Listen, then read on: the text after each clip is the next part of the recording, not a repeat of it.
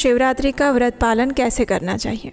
शिव पुराण में बताया गया है कि जो भी मनुष्य इस महाशिवरात्रि व्रत का पालन करना चाहते हैं उन्हें शिवरात्रि के दिन प्रातः ब्रह्म मुहूर्त में उठ जाना चाहिए।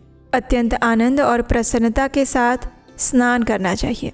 स्नान करते समय अगर पवित्र नदी के जल में स्नान कर सकते हैं तो सबसे श्रेष्ठ है। अगर ये संभव नहीं है तो आप अपने घर में स्नान के जल में गंगाजल मिलाकर भी सभी पवित्र नदियों का आवाहन करते हुए स्नान कर सकते हैं।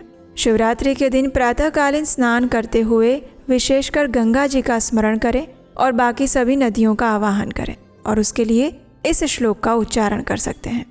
गंगे च यमुने चैव गोदावरी सरस्वती नर्मदे सिंधु कावेरी जलस्मिन् सन्निधिं कुरु।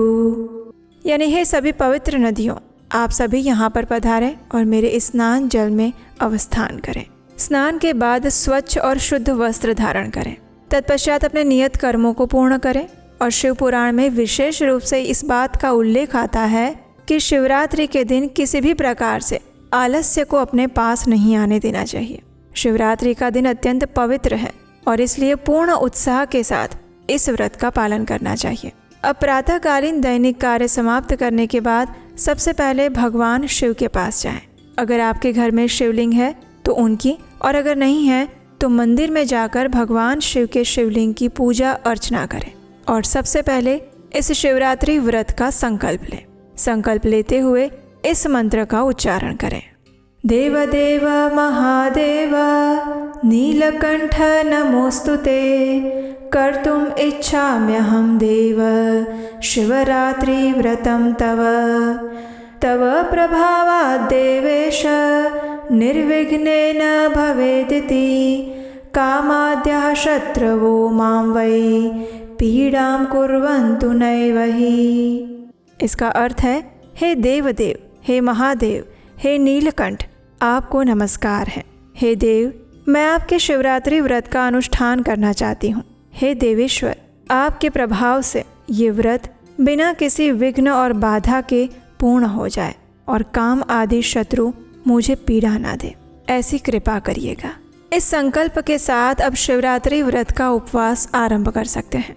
संपूर्ण दिन में उपवास रखें और रात्रि में पूजा की तैयारी करें। शिवरात्रि के दिन के समय में भगवान शिव के अधिक से अधिक नामों का जप करें। रात्रि में जो पूजा करनी है उसकी सामग्री एकत्रित करें, उसकी तैयारी करें। उपवास का पालन करें जिसमें किसी भी प्रकार का अनाज, दाल, चावल, गेहूं इत्यादि का सेवन नहीं करना चाहिए।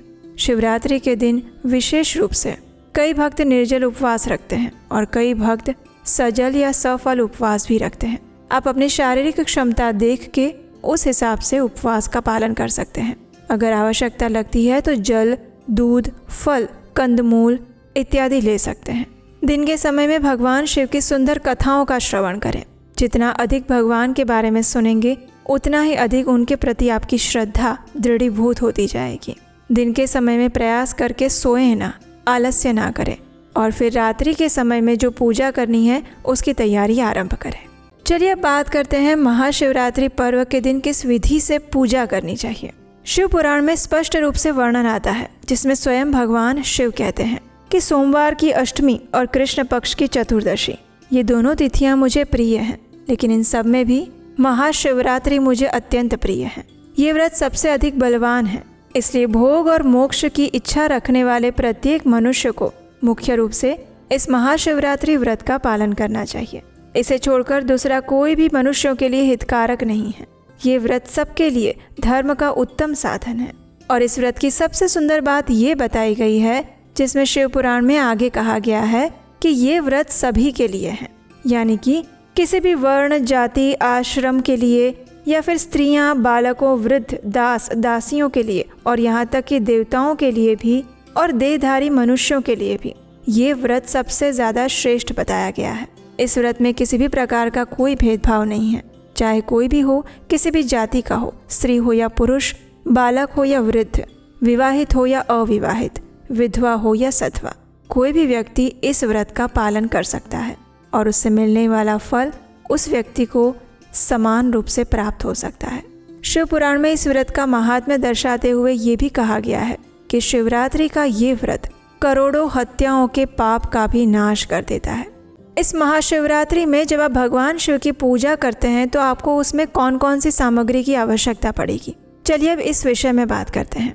तो शिवरात्रि की रात्रिकालीन जो अलग अलग प्रहर की पूजा होती है उसके लिए हमें आवश्यकता पड़ेगी बिल्वपत्र, तिल, कमल के फूल या कोई भी पुष्प, कनेर के फूल, बिजोरा या नींबू, खीरा, विभिन्न फल, केला, श्रीफल इत्यादि, पकवान, पुए, खीर और अलग अलग प्रकार की मिठाइयाँ, विविध प्रकार के शाक, चंदन, कपूर, गंगाजल मिश्रित शुद्ध जल, धूप, दीप और मंत्र जप के लिए माला। भगवान शिव को अर्पित करने के लिए जो बेलपत्र लिए जाते हैं उसे ध्यान से देखकर चयन करें। किसी भी प्रकार के खंडित बेलपत्र भगवान शिव को अर्पित नहीं करने चाहिए। विशेषकर जिसमें 3 पत्तियां हैं वही बेलपत्र भगवान शिव को चढ़ाने के योग्य बताए गए हैं। क्या आप जानते हैं भगवान शिव 12 महाजनों में से एक हैं, लेकिन भगवान शिव को वास्तविक रूप में कोई नहीं जानता। प्रत्येक वर्ष हम शिवरात्रि का पर्व धूमधाम से मनाते हैं, व्रत विधि का पालन करते हैं, उनकी पूजा अर्चना करते हैं, कीर्तन करते हैं, उपवास रखते हैं। लेकिन वास्तव में भगवान शिव कौन है? उनके पीछे कौन सा ऐसा तत्व छिपा हुआ है? क्या रहस्य है उनके सभी प्रतीकों के पीछे में? अगर आप ये जानना चाहते हैं तो हम आपके लिए एक विशेष स्पेशली डिज़ाइन भगवान शिव के ऊपर में कोर्स लेकर आए हैं। जी हाँ, इस महाशिवरात्रि पर भगवान शिव के विषय में जानने का प्रयास करेंगे। हमारे वैदिक ग्रंथों और पुराणों में उतरकर वास्तव में भगवान शिव कौन है, शिवलिंग का प्राकट्य कैसे हुआ, रुद्राक्ष धारण कैसे किया जाता है, शिवरात्रि के पीछे का रहस्य क्या है और भगवान शिव के जीवन से कौन सी ऐसी चीज़ें हैं जो हम अपने जीवन में उतार सकते हैं। ये और ऐसे बहुत सारे विषयों के बारे में हमने इस कोर्स में डिटेल में बात की है और ये कोर्स सिर्फ और सिर्फ इस महाशिवरात्रि के उपलक्ष्य में आपके लिए हम लेकर आए हैं। और उसे देखने के लिए जल्दी से जाइए, नीचे डिस्क्रिप्शन बॉक्स में वहाँ पर लिंक दिया गया है और उस लिंक पर जाकर आप उस कोर्स को देख सकते हैं। इस महाशिवरात्रि पर सिर्फ भगवान शिव की पूजा नहीं अपितु उनका तात्विक विचार और चिंतन भी किया जाएगा। जल्दी से जाएं और इस कोर्स के लिए रजिस्टर करें।